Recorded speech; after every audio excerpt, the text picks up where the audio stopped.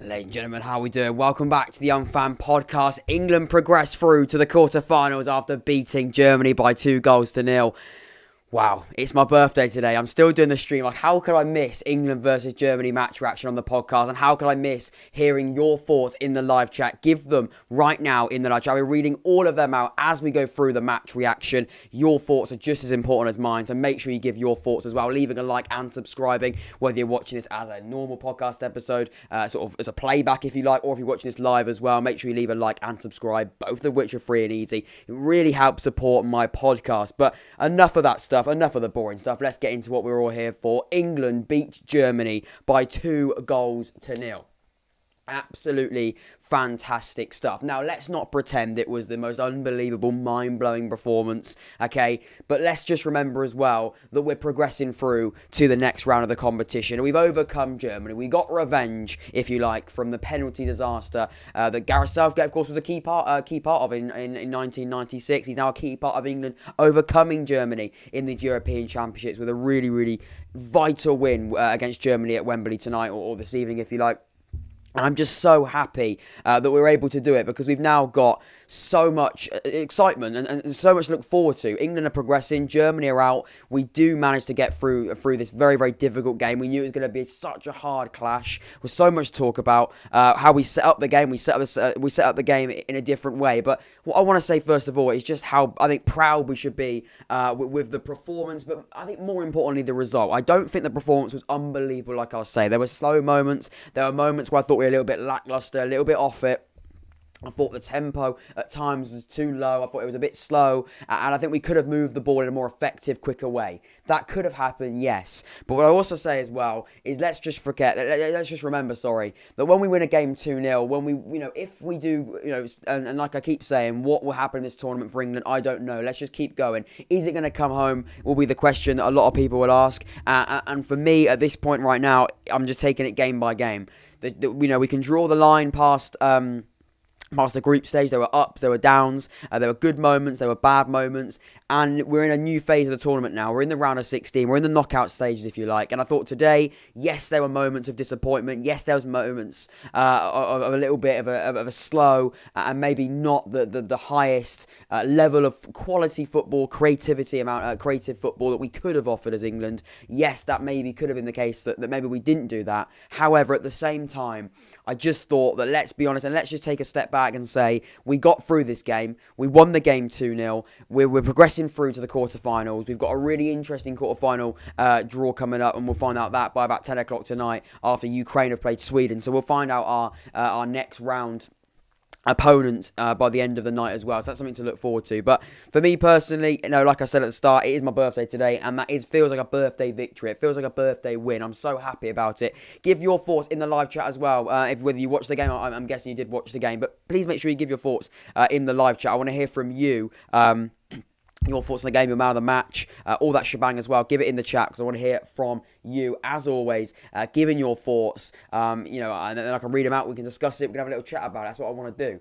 But either way, no, so happy with it. So happy with the performance. So happy with the way we approached the game generally. And like I said as well, there were moments here and there, but generally I thought we approached the game a little bit cautious, a little bit steady, maybe a little bit worried at times. But at the end of the day, we got the win, the most important win, and we're progressing through.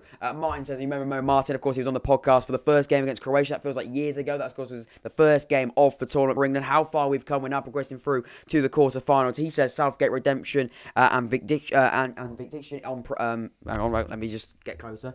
Vindiction on selection, yeah, certainly. Sterling had a lot of energy. Pickford with 2 great saves. You can't argue with Southgate's strategy. Brings the bench on and adds energy to the game. I think he was very, very clever. And like you said there, he was spot on with his selection. He says, happy birthday, Jack. Thank you very much, Martin. Really do appreciate it.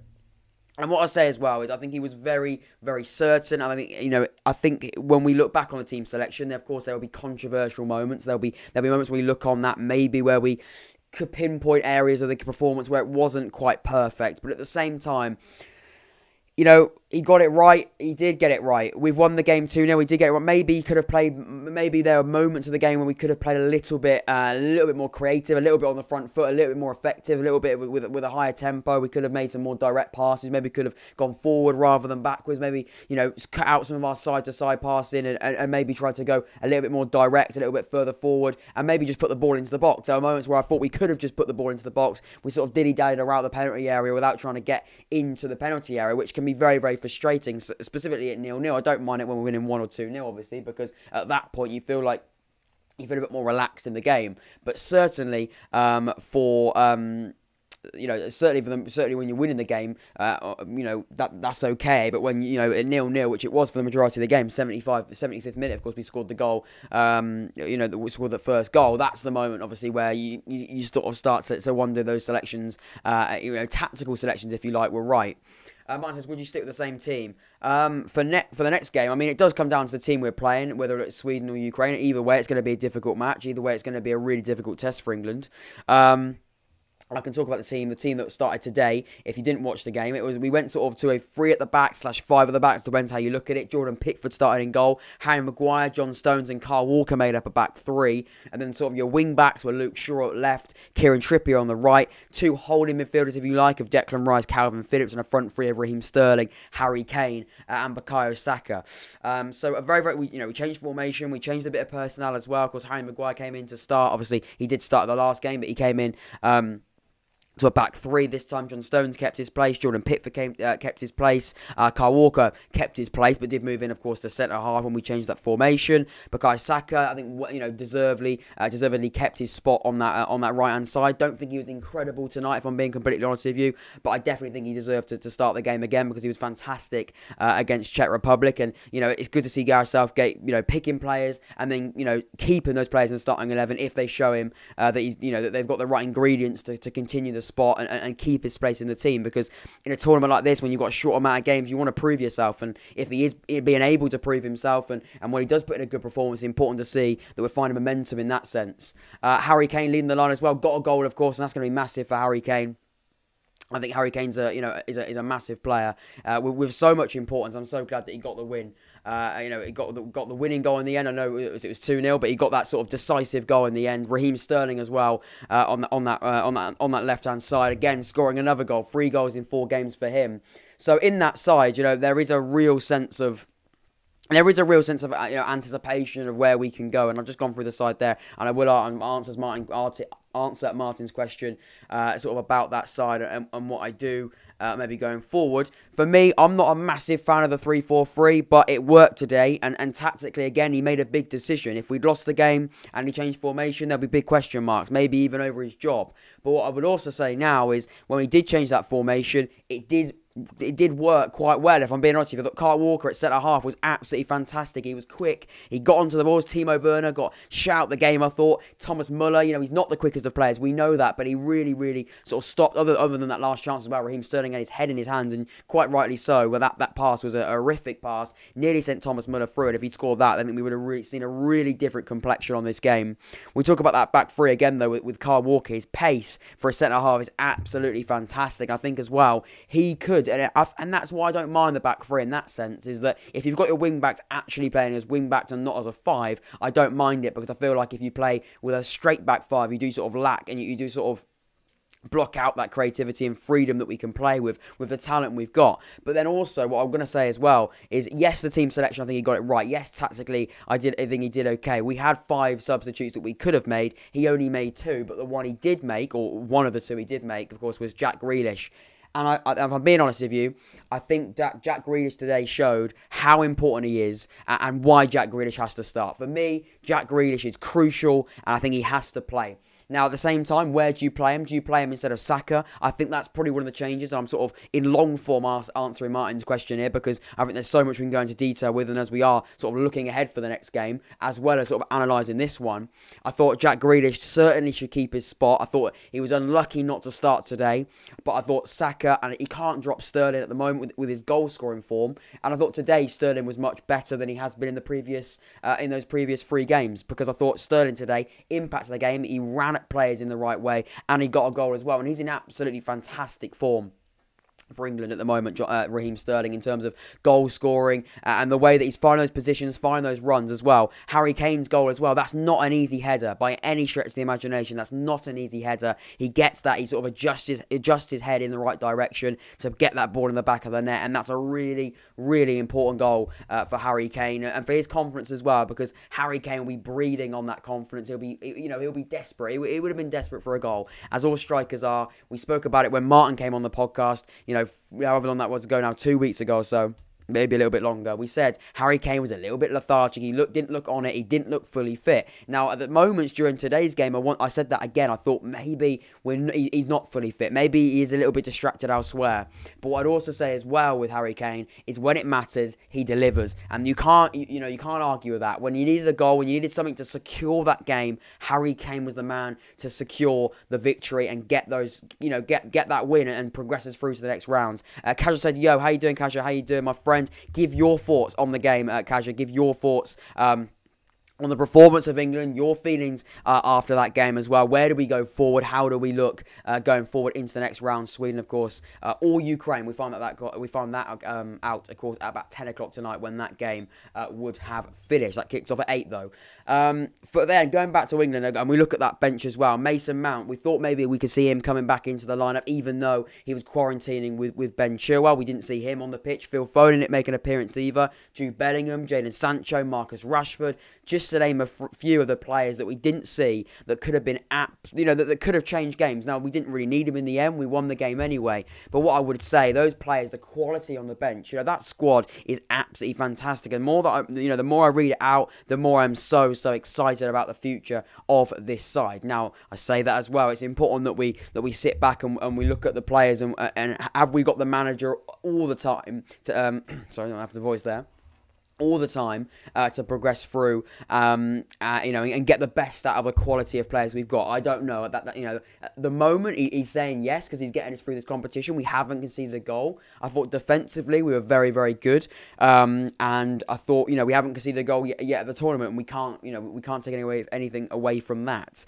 Kaz said Sterling and Luke Shaw both played very, very well. No, I was very impressed with Sterling. I thought Sterling was a fantastic player today. I thought he was absolutely great. I've been a little bit critical of Raheem Sterling in terms of what he can do in front of goal. Sorry, not in front of goal. I think he's been great in front of goal, but what he can do outside of that goal scoring form. I know he's been getting on the score sheet, but has he been affecting the goals and affecting the game in ways that could be extremely positive? I don't know, but Raheem Sterling is sort of finding his feet now. I can sort of see Raheem Sterling now getting into games, impacting the games in the right way, not just when it comes to goals. And yes, those goals are important. Yes, those goals could be crucial and have been crucial so far in the Euros. I can see more of it. I can see more of that coming. I can see more of that affecting the game in a more positive way. And I'm excited to see more of Raheem Sterling. I wouldn't drop him now. I thought he was really, really good today. I thought Luke Shaw as well. I was going to come on to Luke Shaw.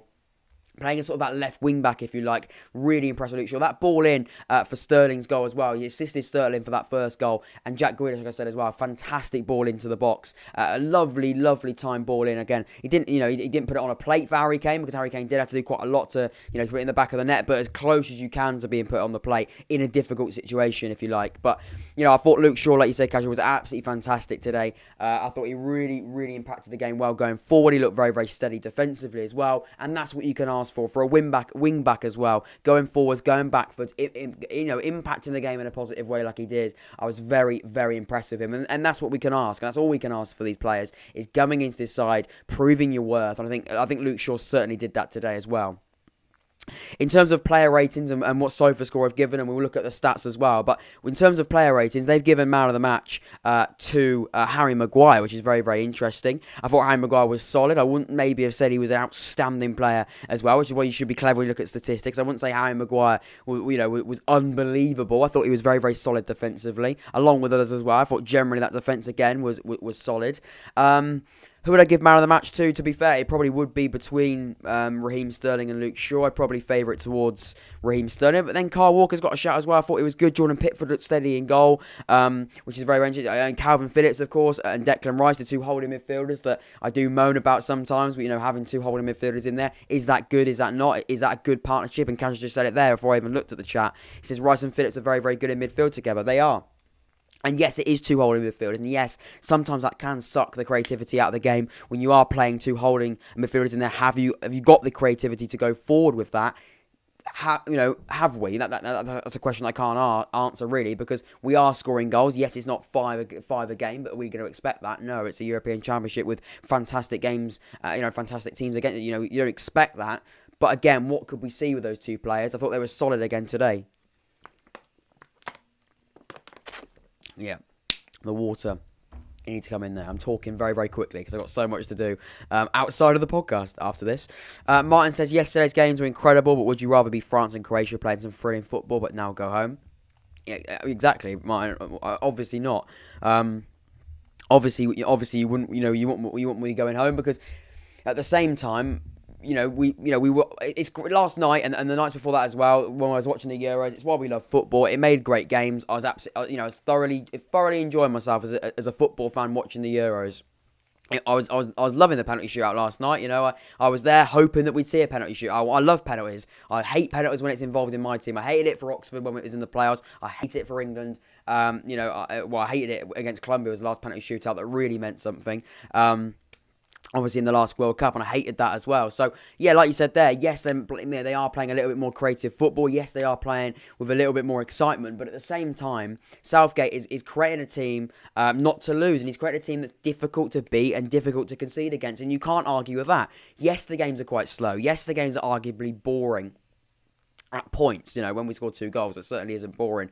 But yes, those games might be a little bit slow, a little bit lacklustre at points. But generally speaking, I thought the way that we approached the game and the way that we tactically set up throughout the game, I thought, it's one of those where it can go one of two ways. You lose the game, people are going to be, asking for you to be sacked. It's the way the game is. It's the way the game's gone. It's what happens in football. What happens with being the most important and significant manager in England. Your England national manager. There's so much importance surrounding your job, and everyone wants your job probably.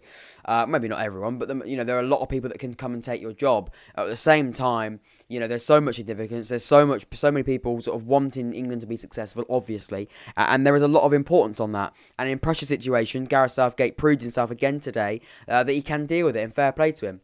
Martin says Sterling was man of the match. Yeah, for me, I'm going to go with Raheem Sterling. I thought Luke Shaw was great, but I thought, if I'm being honest, I thought Raheem Sterling was, was very, very good. I've been very, very critical of Raheem Sterling, but generally, very, very impressed with him today. I thought Raheem was a really, really good player, impacted the game well, and I'm really excited to see more of Raheem Sterling as the tournament goes on, because I think we will see more of him. I'm not going to lie, I think we will. Other than that, if we quickly look at the stats before we close up, give your final thoughts on the game. We look at expected goals. England did beat those expected goals, but only by 0.1 of expected goals. We didn't have too many goals on it. They had more possession, which is interesting. It felt in the first half that we were dominating them, but I think they got more in that second half. They had more shots than us. They had more shots off target. We had more on target.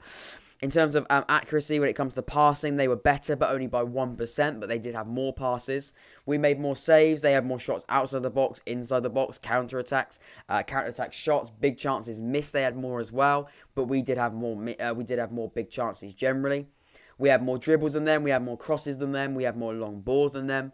We made more clearances. We were better in the air when it comes to duels won and on the ground floor and possession loss as well. They had more. They lost possession more time. So quite an equal game when it comes to stats like that. But there were some certain some points in there. Big chances missed. That Muller one for me is going to be an outstanding one. How interesting that could have been on the game. How would that have changed it if Thomas Muller would have scored that goal? I think that would have been huge. You think the importance of Thomas Muller's chance, if that goes in, you probably don't get the second one. They've got momentum. Who knows what could happen? We probably would still be watching a football match, between the two sides now, wouldn't we? To be fair, because I think that would have probably written penalties and extra time written on over it, to be quite frank with you. But I'm glad it's not. I'm glad we got the points. I'm glad we got the win. We got that progression through to the next round. But yeah, that's where I'm gonna sort of close it up. Really, I know it's been quite a quicker one in the circumstances, but it is my birthday, so hopefully you can understand that. And I'd like to spend a little bit more time sort of celebrating my birthday before the day is over. But ultimately, what a birthday present it is, and thank you very much to England for giving me one of the best birthday presents I can have this year. England beating Germany by 2-0 at Wembley Stadium. We progressed through to the quarterfinals. Fantastic stuff for England. If you've just joined us, you can go back and watch the stream. We are closing up now, but you can go back and watch the stream. Please make sure you leave a like and subscribe. It's free and easy to do both. It helps the growth of the podcast. This will be happening. Stuff like this will be happening throughout the summer as we continue on our journey, not just as an England fan, but as a football fan as well. France are out, Portugal are out, Netherlands are out, Germany are now out, but England are through. Very, very exciting scenes to see what we can see more of England going forward. I've been Jack. This has been the Unfan Podcast. Have a good rest of your Tuesday. I'll probably see you before Saturday, but that is when the next game will be played for England. Will it be Ukraine? Will it be Sweden? We'll find out tonight. Catch us. Happy birthday, mate. Thanks for the content. No worries, mate. How could I miss it? Even on my birthday, how could we miss the game? I've been Jack. This has been the Unfan Podcast. Take care. Stay